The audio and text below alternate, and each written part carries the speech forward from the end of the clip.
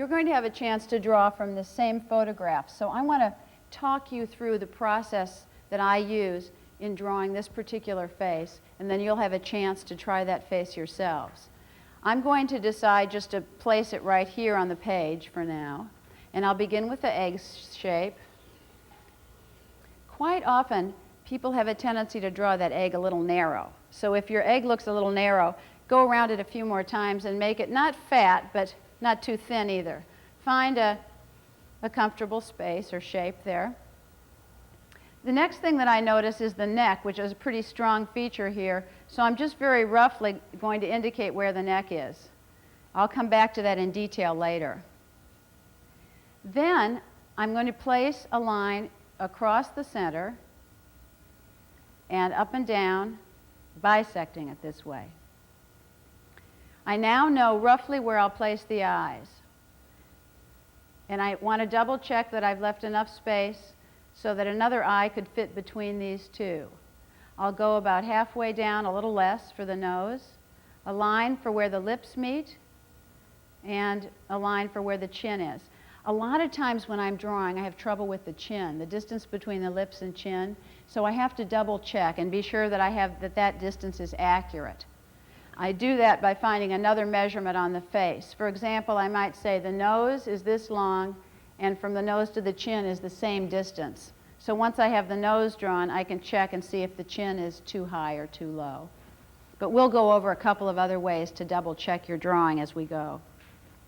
Right now, I'm just setting it up. The ears are about even with the eyes, maybe a little higher. They're kind of hidden by his hair. The ears end pretty much even with his nose, and I'm going to just make very simple shapes so that I know about where the ears are. As a matter of fact, I never spend a lot of time in detail of the ears. It's too complicated, not necessary. For example, to just draw it a little larger here, I can look at the shape of this ear, and I notice a dark area that I can indicate, and maybe another little dark shadow shape here. That would be enough to read ear without you having spent a great deal of time on detail. I may also notice just the general slope of the shoulders. Our shoulders are so wide that we could accommodate the width of another head on each shoulder. We tend to want to draw them too narrow. We tend to want to fit them on the page, but in fact, these shoulders may go right off the page because there's not enough room to draw the entire shoulder.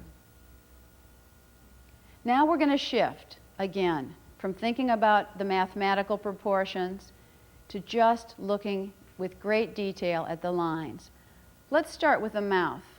I'm going to look for where the lips meet. The line where the lips meet is a much stronger line than the lines that define the outside of the lips.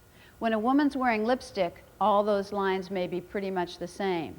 But on men in particular, you don't want to define the whole mouth equally. For example, this mouth, where I use equal strength for all the lines, would probably look like a woman's mouth because it's so well defined.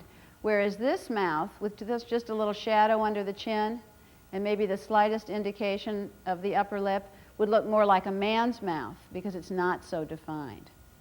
This man's mouth has a strong line where the lips meet, and that's really one of the keys to having it look like the person. Get that line right that defines the lips. It varies from person to person. It isn't always symmetrical, so I have to study it, and I notice that it curves up just a little. I notice it gets a little thicker in the middle, then it goes up slightly more on the left, and it ends with just a tiny little shadow shape in the corners. This little tiny shadow shape gives a sense of smile to a mouth, very subtle. You don't have to turn the whole mouth up. Just a little bit of this, we kind of know it's smiling. This line, though, study that line. Let me go up here and show you what I mean. Some mouths may have a very thick line that gets thinner and thicker as it goes across. They may have a big full lip underneath that has a big shadow under it, and their upper lip may be much thinner. There may be another mouth that has a very straight line and very thin lips and not quite symmetrical. So studying those carefully is terribly important. In this case, because it's a man's mouth and because the lines that define the lips are not quite as dark as where the lips meet, I'm going to look for this little shadow under his lip.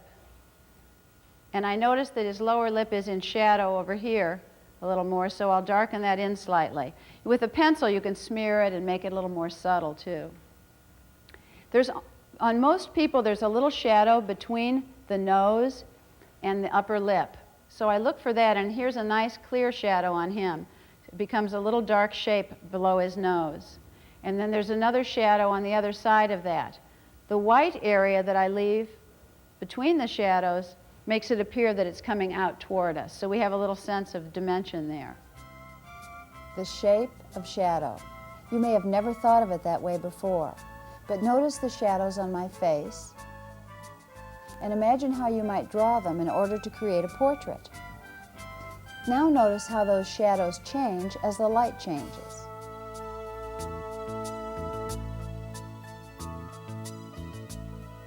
Of course, some shadows are more flattering than others. Some people say, well, when I draw eyes, I draw an almond shape with a circle in it and a dot in the middle. That's my eye. A real eye is so much more interesting. When you look at it carefully, you might see one line above the lid, and you might notice that part of that line is darker and thicker than another part. Then, because the eye's open, there'll be another line where the lid recesses back. So you might see another line here. It may touch here. Oops. You may have a few problems with your pencils. Always have another one handy in your other hand. It may come across here. Then notice where the line of the lower lid comes in. Maybe it starts at the corner, but maybe it starts over here. Maybe it rounds out more over here. Sometimes I try to draw the white of the eye first, instead of automatically putting the iris in. I look for this shape. What is the shape of this white here? And what is the shape on the other side? They may be slightly different. I want to avoid drawing a complete circle because we don't see the complete circle. The lid usually covers part of the iris. When you draw an eye, always put a nice dark pupil in the center. And even if the person has light eyes, still make it fairly dark. If you make the eyes too light, the person looks slightly like they landed from another planet. So let's stay fairly dark. A little darker around the edges of the iris helps. And then, as long as there's a light in the room, there'll be a light in the person's eye. If you have a photograph that doesn't catch that light, add it anyway. In both eyes, you would want to see a little bright light in the same position. So on this eye, let's say I'm going to just leave a little light in this area here. I'm not going to outline that white area, but I'm going to just leave it. Because when I do that, it's going to just look a little more lively. So what I've done here is to study the details of that particular eye. And then later, I will move to the details of the shadow around the eye. After you've studied an eye carefully and drawn it, you may then want to look at the shadows around the eye. Now, if you stop and think about the bone structure beneath the skin, it may be helpful. I have here this little model. This is one of my students who didn't pay attention in class. Now, if you notice the eye sockets, which we're all aware of, we've seen skulls or drawings of skulls before, but think about the fact that the eye is recessed somewhat in this socket. So naturally, there are going to be shadow areas above the eye socket. And also, or I should say really within the eye socket. Above the eye socket is usually where you'll see the eyebrow. If you feel along the side of your own face, you'll feel a slight indentation right along here where that eye socket comes in, and then it goes out again for the cheekbone. Actually, it's worth taking some time and really studying the bone structure of your own face, the jaw, relationship to the neck, and so on. Because as you're drawing, a lot of what you're doing is showing those variations, the shapes and shadows that are created as the skin moves over the bone, or the bone and cartilage, for example, of the nose. That's why when we draw a nose, there's not a specific line you can draw that is the edge of the nose. We're really indicating contour, mostly by the shadow created by that contour. So when I'm ready to draw an actual eye and a face, I would look for the shadow, which would no doubt be somewhere up here above the eyelid. And I try to define that as a rather specific shape, even though later I may blend that shape in quite a bit, and it won't be such an obvious, exact space. It'll be a dark area. If I can identify the shape, it helps me a great deal. Now I think I'll move up to drawing one of his eyes. I'm going to study the line very carefully. There's a fairly dark line up at the top here, and a little lighter one above it. Remember that you want to look at the shape of the white of the eye, as well as that circle, which is the iris of the eye. Make the pupil nice and dark. Leave a highlight somewhere on the eye. In this case, there's a little highlight very near his pupil. Now I see a shadow shape. It's a shape that begins, as we would expect it to, way up at the top of the eye socket and comes down the side of the face, defining the nose. This man's nose is not perfectly symmetrical, and so I'm going to study the specifics of his nose. The nostrils are the clearest element of the nose, so look for the shape of the nostril, and then you'll usually see a little shadow shape outside that. To really simplify this, you could think of drawing the nose like this. I'll do it over here. A semicircle here at the bottom of the nose, a semicircle on either side of the nostril, and then some little shape, depending on the person. You'll see a small, sort of a comma-like shape that is the nostril. Sometimes you'll see another lighter semicircle defining the end of the nose here. But in this case, I see quite a bit of shadow along one side. It's a little darker right here, but it's all in shadow. You can use the side of your pencil to create a shadowed area. If you press down harder with your pencil, you can get a darker area. You can smear it with your finger or even erase with your eraser again to lighten it.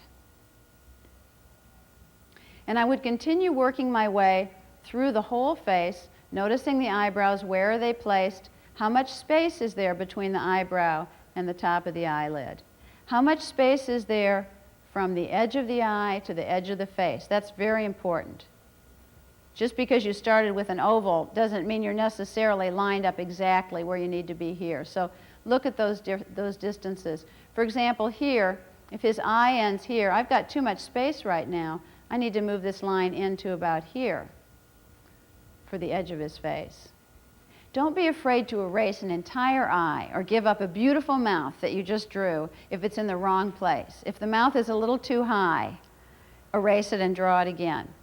There's a tendency to want to keep anything that you like on your drawing, but you sacrifice the overall drawing if you're not willing to make those changes. Now right now it doesn't yet look like him because I haven't corrected some of the proportions. For example, I haven't really looked yet at how high his forehead is or the shape of his forehead. So what I might do next is look at the line, just trace my pencil up and see what happens here where his hair comes down. How much forehead do I see? What is this line? I can think of this forehead as one big shape and see if I can capture that shape. I also notice that the hair comes out beyond the skull. The hair comes out all the way around here and adds to the skull. So it's a process of slowly moving your way through and around the drawing. And here's something that people find a little hard to believe. I'm going to take my whole drawing and turn it upside down. And then I'm going to take my photograph and turn it upside down. I can look at any part of this drawing just as a shape now. So I can look at this shape of this forehead or the shape created by the hair. I could look at this shape of the neck, not necessarily thinking neck, but thinking what shape do I see coming from here? And what shadow shape do I see right here? What shape do I see? Instead of saying, here's the chin, I might see this sort of mountain-like shape. What does it look like? What shape is that? What other shadow shapes begin to appear?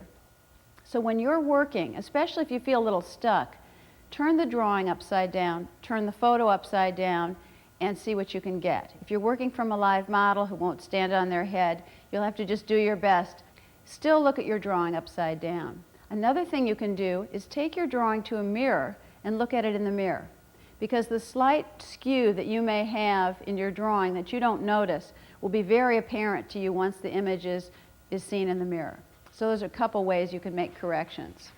And because I can't think of it in the normal sense of eye, nose, mouth, I'm forced to look at shape and line. And that's all you need for drawing. When you can really draw shape and line, you can draw anything.